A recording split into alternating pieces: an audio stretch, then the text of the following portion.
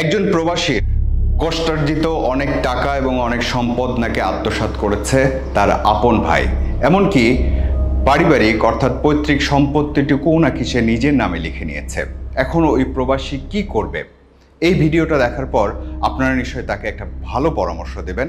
চলুন তাহলে বিস্তারিত ঘটনায় যাই। আসসালামু আলাইকুম, আমি একজন প্রবাসী। আমার নাম সাদ্দাম হোসেন, পিতা মোহাম্মদ হামিদ হোসেন, গ্রাম সাতবাড়িয়া, নগরপাড়া, থানা চন্দনাইশ, জেলা চট্টগ্রাম। দয়া করে আমার এই পোস্টটি সম্পূর্ণ পড়বেন। দীর্ঘ 7 বছর যাবৎ আমি প্রবাসে আছি।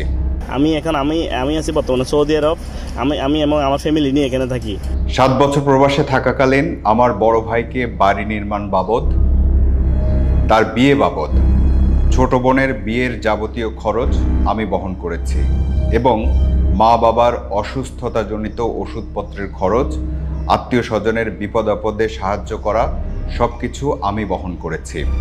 এমনকি তার বিয়ে বাবদ, তার বউয়ের গহনা এবং তার বউয়ের বাচ্চা ডেলিভারির যাবতীয় খরচ আমিই বহন করেছি।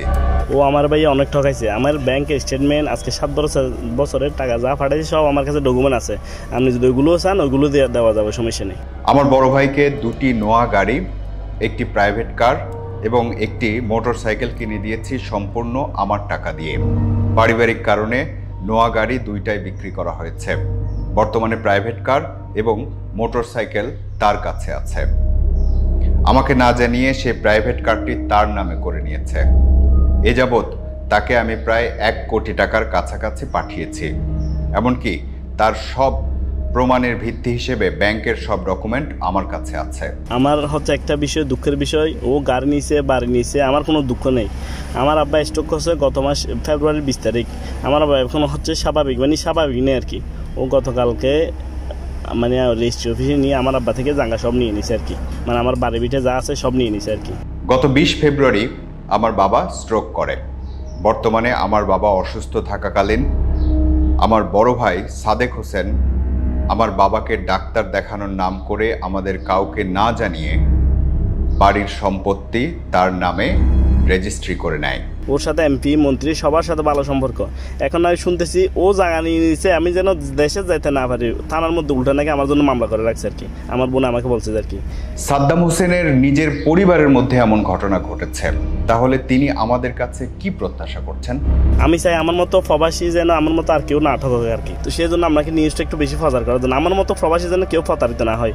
ও আগে ছিল যে ড্রাইভার, ফ্যামিলি ড্রাইভার ছিল। ওকে মানুষ করছি যে আমি, গাড়ি বাড়ি সব করে দিয়েছি যে আমি।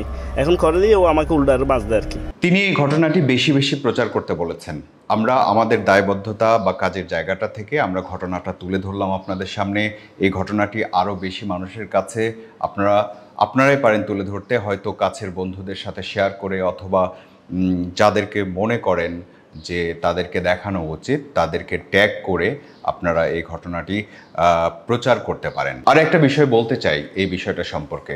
দেখুন, এই ধরনের ঘটনা যখন তুলে ধরা হয় তখন আসলে নিজের পরিবারের মধ্যে একটা অবিশ্বাসের বিষয় তৈরি হয়।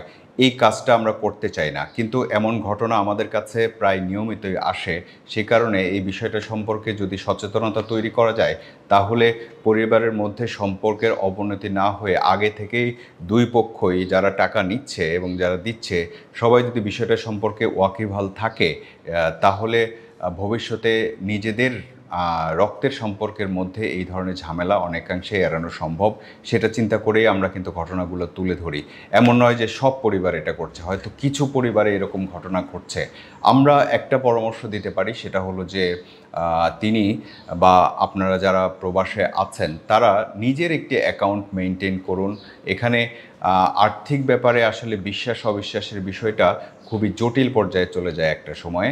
যদি নিজের অ্যাকাউন্ট মেনটেন করেন এবং সেখান থেকেই আপনি টাকাটা কোনো একটা নির্দিষ্ট প্রয়োজনে, পরিবারের কারো সদস্যদের প্রয়োজনে, বিপদ আপদের সময় আপনি দিয়ে ফেললেন, তাহলে টাকাটা আসলে আপনার অ্যাকাউন্ট থেকেই গেল। আপনি হয়তো অন্যজনের অ্যাকাউন্টে, ধরা যাক যে আমার ভাই বাইরে আছে, সে আমার অ্যাকাউন্টে টাকা পাঠালো পরিবারের সবার জন্য, তখনই আসলে সমস্যা হয়। বা পরিবারের অন্য কারো কাছে পাঠালো, টাকাটা যদি নিজের অ্যাকাউন্টেই সে পাঠায় তাহলে সেখান থেকে সে একটা ডিস্ট্রিবিউশন বা ট্রান্সফার করে নিতে পারে। এটা একটা সমাধান হতে পারে। বিশ্বাস অবশ্যই রাখতে হবে পরিবারের সদস্যদের প্রতি, কাছের মানুষদের প্রতি। বিশ্বাস ভেঙে গেলে মানুষের আসলে আস্থার জায়গাটা আর থাকে না। সেই জায়গাটাতে অবশ্যই আম, একটু টেকনিক অবলম্বন করা উচিত, না হলে এই ধরনের ঘটনা প্রায়ই আরও বেশি বেশি আসতে থাকবে। আমরা এই ধরনের ঘটনা তুলে ধরার পরে কি হচ্ছে আসলে, তুলে ধরার পরে এই ব্যক্তি চাচ্ছেন যে তুলে ধরা হোক। যেমন এই ব্যক্তি পরিচয় আমরা দিয়েছি সম্পূর্ণ, বেশিরভাগ ক্ষেত্রে আমরা পরিচয় দিই না। এই পরিচয় দেওয়ার ক্ষেত্রে, পুরো ঠিকানাটা তুলে ধরার ক্ষেত্রে তার সাথে কিন্তু আমরা বারবার কথা বলেছি। কথা বলে আমরা বারবার জানার চেষ্টা করেছি আপনি কি চান যে আপনার পরিচয় প্রকাশ হোক, আপনি কি চান যে আপনার ঠিকানা প্রকাশ হোক। তিনি বারবার বলেছেন যে তিনি চান এটা প্রকাশ হোক, এবং তিনি, আপনারা শুনলেন যে তিনি এটা প্রচার করতে বলেছেন বারবার। অতএব একেবারে নিশ্চিত হয়েই আমরা এই কাজটি করছি। এটা ছিল আমার দিক থেকে পরামর্শ।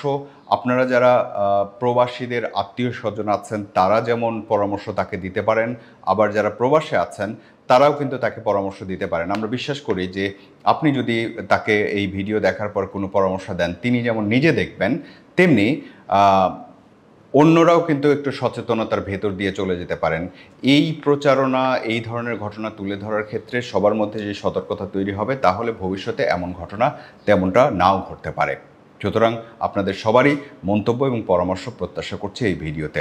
ভালো থাকুন সবাই।